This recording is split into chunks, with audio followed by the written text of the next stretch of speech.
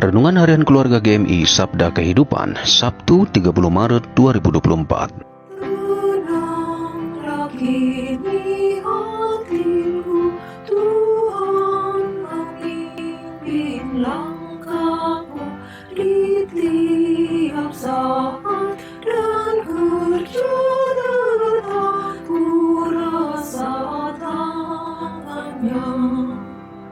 Tuhanlah yang membimbingku, tanganku dipegang teguh, hatiku berserah penuh, tanganku dipegang teguh. Mari kita berdoa. Bapa Surgawi, kami bersyukur Tuhan atas berkat-Mu yang Kau berikan bagi kami ketika kami beristirahat. Kini kami juga bersyukur Kau memberikan waktu bagi kami untuk menjalani sepanjang hari ini. Berkatilah kami Bapa, biarlah firman-Mu senantiasa menjadi suluh dan pelita bagi hidup kami. Di dalam nama Tuhan Yesus, amin. Topik ini, jadilah tenang.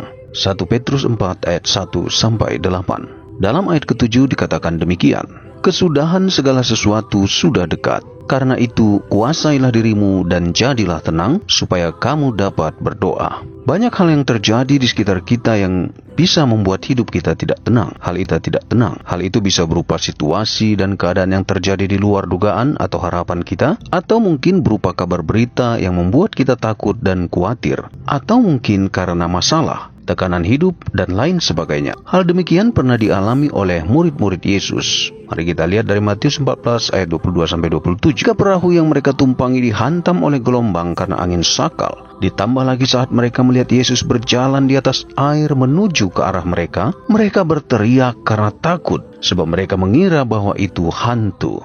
Tetapi Yesus berkata kepada mereka, "Tenanglah, aku ini, jangan takut." Yesus untuk memberikan ketenangan.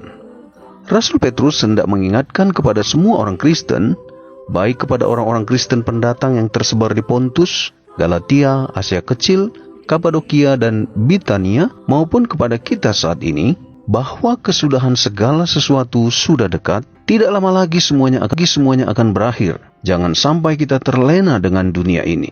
Rasul Petrus juga dengan tegas mengingatkan kepada kita semua, bagaimana seharusnya kita sebagai orang-orang Kristen harus hidup pada zaman akhir ini. Yang pertama, setiap orang Kristen harus siap menderita bagi Kristus, sebagaimana Kristus telah menderita bagi kita dengan mati di atas kayu salib untuk menebus dan mengampuni segala dosa dan salah kita. Yang kedua, setiap orang Kristen harus menggunakan waktu sisa ini untuk melakukan kehendak Tuhan Allah, bukan kehendak kita maupun kehendak orang-orang yang tidak mengenal Tuhan, yang menggunakan waktunya hanya untuk memuaskan keinginan-keinginan daging saja. Yang ketiga, setiap orang Kristen harus tekun berdoa, dapat menguasai diri dan menjadi tenang supaya dapat berdoa. Sebab letak kekuatan kita orang percaya adalah di dalam tekun berdoa. Dan yang keempat, setiap orang Kristen harus saling mengasihi seperti Kristus telah mengasihi kita. Di hari Sabtu suci ini, selain kita merenung dan mengingat kembali pengorbanan serta cinta kasih Tuhan Yesus yang begitu besar, kita juga gunakan waktu ini untuk memperbaharui komitmen kita kembali di dalam mengikut dan melayani Tuhan Yesus. Kita tetap setia mengikut Tuhan sampai akhir, sekalipun harus menderita menggunakan waktu yang ada untuk melakukan kehendak Tuhan kita, Tuhan Allah. Tekun berdoa dan mengasihi sesama lebih sungguh.